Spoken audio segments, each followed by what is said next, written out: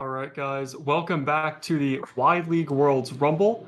I am Krebs, and this is Molto. We are commentating over a top 16 match. Yeah, any thoughts so far on the initial? We got it. Looks like Tornado's already taken a decent amount of chip damage. Urshifu still pretty healthy. Looks like is that a grassy terrain I see that's set up? Yeah, based on the fact that there's a Tornadus on the opposite side of the field, we are probably going to be seeing a first move by the Urshifu. The Tornadus does switch out. There is also the possibility that Urshifu will get sniped by an extreme speed before anything can happen. Looks like a Terrestrial has already been committed, and we are going to see a second one, most likely going to be the Terra Normal on Dragonite. Oh, just kidding. Looks like we got the Terra Grass Heatran out here. Really good defensive typing here. Not going to get hit by any super effective ground moves or water moves anymore. And here we go. The E-Speed, the Extreme Speed does not take out the Goldengo. That is a Steel type, so it did take some chip damage, but not going to take it out. Yeah, that was a really good switch. Olsson's Heatran taking minimal damage, still not zero, but a lot less than it would be taking from a super effective Surging Strikes. Most likely going to retaliate with a Grass Blast. No, it's actually the Substitute setting itself up to hopefully protect itself. But we did see that the Surging Strikes actually did enough to where it would be able to break through the Substitute on the next turn. Yeah, so we'll see. Maybe an Extreme Speed's going to go into that Urshifu slot. Maybe try to minimize the damage there, but the Goldengo at low health could be poised to, not stick around this battle. But looks like dude's going to lock into a Terra Grass Terra Blast against. We'll see. We'll see again too. Extreme Speed going to knock out the Goldengo here. Wow. Yeah, that Extreme Speed so much damage, even without the Terra Normal from Dragonite, dude. Yeah, it's in those situations where you have to think realistically that Goldengo probably has like 20 HP left. Can a Dragonite do 20 damage? Probably. Right. We are going to see the substitute fade most likely on this hit right here. No, it's actually going to disappear on the third hit. So was able to take all three. The substitute will be gone for the next turn, but a Terra Grass Blast boosted by the grassy terrain going into a super effective move on a very low special defense mon. I don't think Urshifu is going to appreciate that very much. Yeah, it's gonna do a lot of damage here. Oh, Yeah. oh wow, yeah. So So double KO from Olsson here on this turn. yeah, that was a great turn for Olsson there. There we go, even getting that grassy terrain recovery and the Mm-hmm. leftovers recovery. That's huge. This Heatran is here to stay. Yeah, that Heatran is going to be recovering, I believe, 1/8 of its health every turn because of the leftovers and grassy terrain.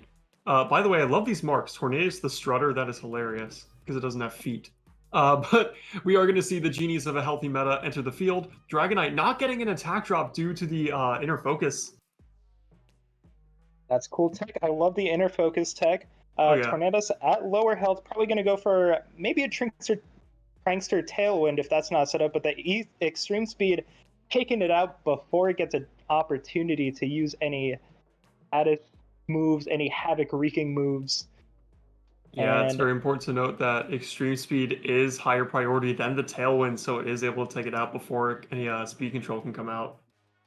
yep, and Lander is firing off a Rock Slide, doing healthy chip damage to both of these, but not enough to take anything out here. This Heatran, still a lot of recovery, but the grassy terrain disappeared, so that's going to cut the recovery by half from in between turns.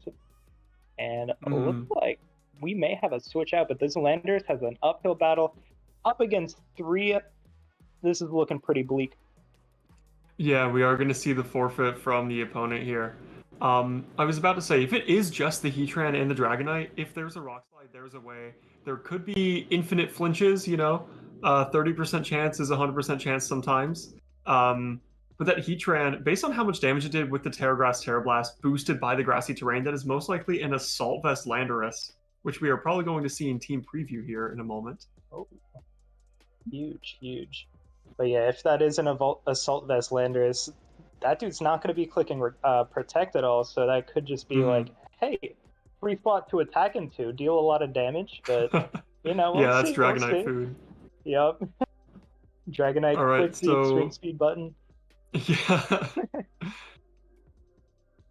All right, looks like we can see the full matchup here. It is Chanpao and Dragonite, Fluttermane, Rillaboom, Heatran, Urshifu versus Tornadus, Goldengo, Urshifu, Amoonguss, Landorus, and Fluttermane. So we have two balanced teams. It looks like one that has a bit more of a offensive component with the Tailwind. I think adaptations to make on this one, you need to emphasize that Tailwind a lot more because, again, if you are moving first, you are doing more damage than your opponent can, objectively, right? Yeah. Big time, big time. But yeah, we'll see. You know, probably going to stick with the Rillaboom. That grassy terrain did come in clutch there with the Terra Blast, Terra Grass from Heatran, but we'll see what kind of adaptations both these players make. All right, it looks like we will have Tornadus the Strutter and Landorus versus Rillaboom and Urshifu. So some very interesting rock, paper, scissors type matchups. We do have the Rillaboom, which is weak to the the Tornadus. We have the Urshifu, which is strong against the Landorus, but depending on if it terastallizes or not, Landorus could just wreak havoc here. So I think that is something that Olsson really needs to prepare for, is the possibility of a Terra Flying Blast with Tailwind, because it will just do way too much damage. Oh yeah, this Rillaboom definitely in a tough spot here with that grass type, but you know, maybe we could see a little terastallization, different type, try to get a little better type matchup here, but we'll see, we'll see. Ooh, withdrawing the lander is taking the Air Forces out of the game and sending in the own Urshifu here. We'll see how this mirror works out. Yeah, you really have to hope that you didn't just switch into a Woodhammer here, because that would be your Urshifu gone for free. Do you see the Terrastal on Olsson's Urshifu? It looks like it is a water type, hoping to do enhanced damage, most likely to this Landorus, but if they did make the heads-up call, this could be a knocked-out Tornadus. Ooh, okay, I love the fake out option there, because, you know, that Landorus scared could be switching out, and, you know, making this Tornadus just a non-factor, at least for this turn. A lot of damage here from the Surging Strikes. But it looks like because of the Citrus Berry, it will actually be able to hang on from this third hit. This is a much bulkier Tornadus than we're used to seeing. Terra Water Surging Strikes normally doing just infinite damage, but it looks like this one's actually trying to be bulky, and it paid off this turn. Oh, it did. So now that fake out's not an option here for Rillaboom. This Tornadus is probably going to get an attack off. You know, maybe a little Tailwind goes up, help out your teammates, get the speed control down.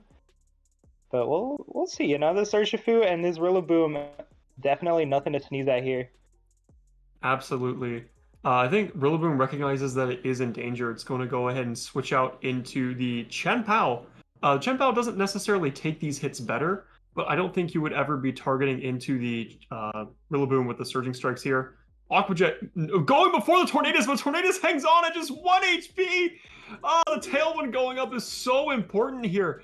And we will most likely see, oh, it's a U-turn going into Chanpao, which also, okay, well, that's probably Focus Sash. That's not as exciting. But hey, a critical hit, that's exciting. Normally, only Surging Strikes is supposed to crit. Looks like we've got some cross effects here.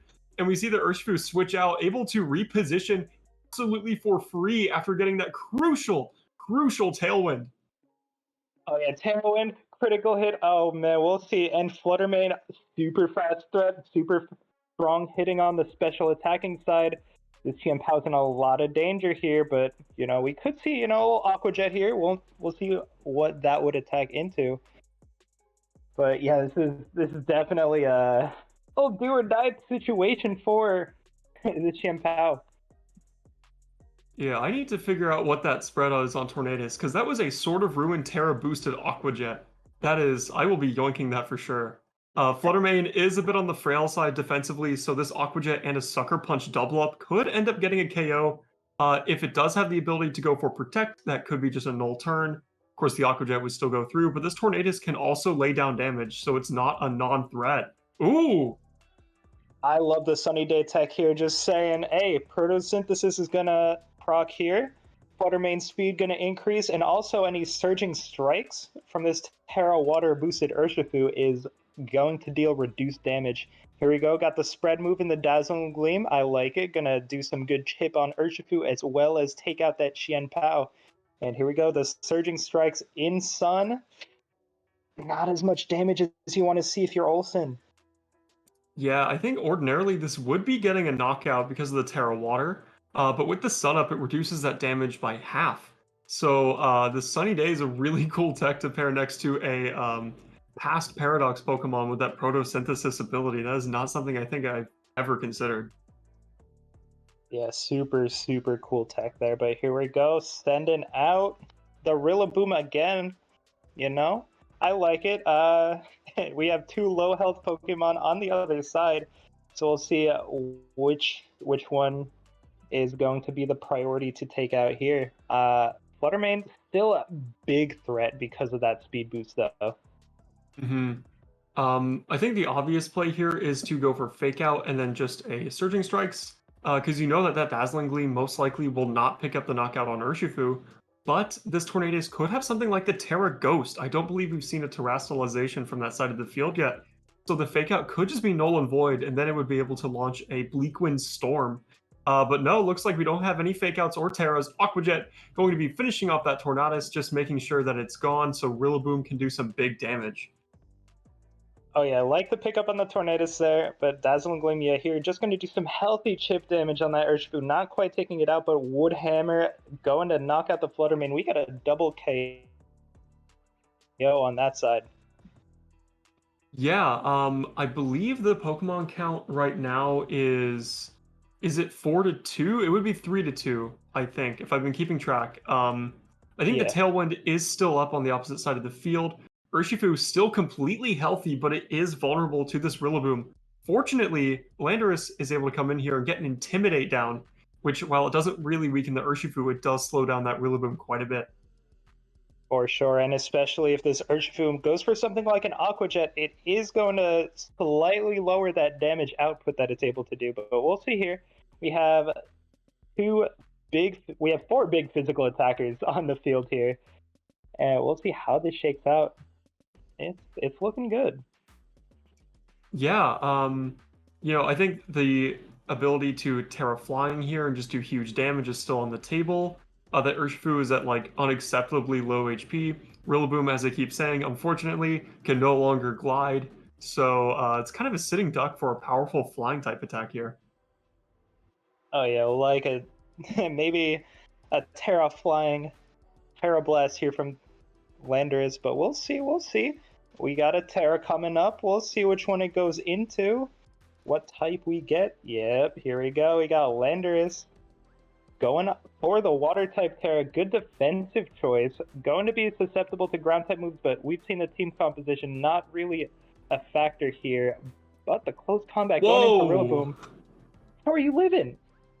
That was absolutely massive damage compared to what I was expecting. A Rock Slide coming out here. Who avoids the Rock Slide? It is the Rillaboom, and Urshifu just barely hangs on. Wait, this could be very, very interesting. The close combat going into Landorus, reading that Terra Water, and where's the Woodhammer from the Rillaboom going? It is into the Landorus, doubling up and leaving that Urshifu by itself.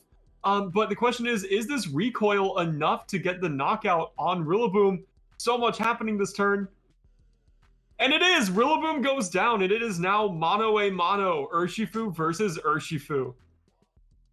Ooh, yep, here we go. We're going to have one more turn of the Tailwind is out, but the grass recovery here. Sun going out. We have Dragonite in the back here, going to be sent in, looking like, it is poised to deal a decent chunk of damage. Yeah, I was actually wrong there. It's not mono a mono. I was about to say the full health Urshifu obviously lives that, but I did not account for the Dragonite waiting in the back. So I think that Terra, if you're expecting a Surging Strikes coming in, was the right choice, especially if you aren't able to deal as much damage as you'd like to that Rillaboom. But ultimately, I think it ended up blowing up in the face of the opponent because it just took way too much damage from things like the Woodhammer and the close combat. So a very, very nice call by Olsson here. For sure, probably Choice Banded locked into that close combat because it did a lot of damage to the Rillaboom, as we were saying before, so it had to choose that close combat option. So it lowers the defense stat of itself and goes down to the Dragonite. All right, so it looks like we have a 1 set from Olsson. That game 3, I'm not sure if it was a game 3, But that last game was absolutely electric. So many 1 HP survivals. I mean, one of them was a focus sash, so admittedly not as cool. But the Rillaboom hanging on and the, what was the other big one? Tornadus hanging on was absolutely huge. A lot of very interesting, bulky defensive calcs there played a huge part in the end game. Oh yeah, a lot of damage that we thought, like, hey, no way it survives, right? But if you train that bulk, yeah, it's bulking season, guys.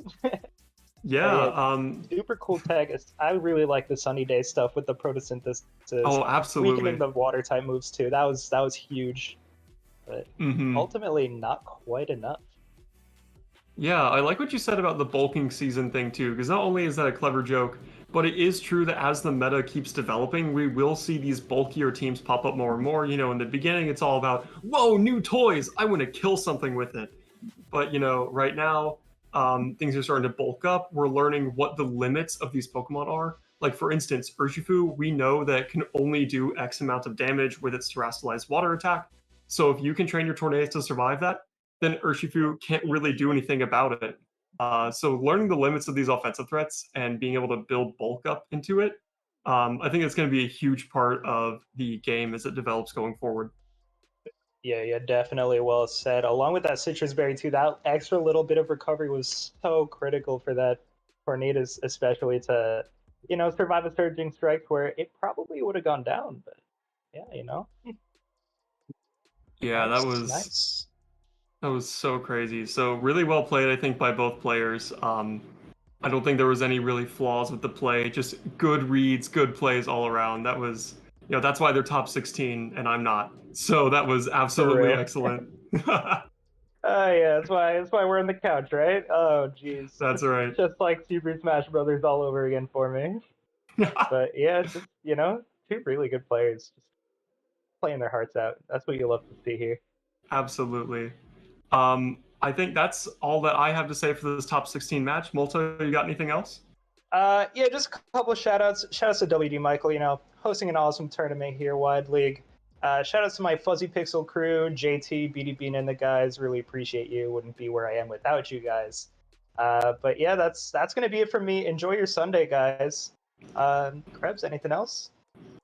Yeah, happy Sunday, everybody. Thanks for watching here. And Wide League will be right back with top 8. So don't go anywhere.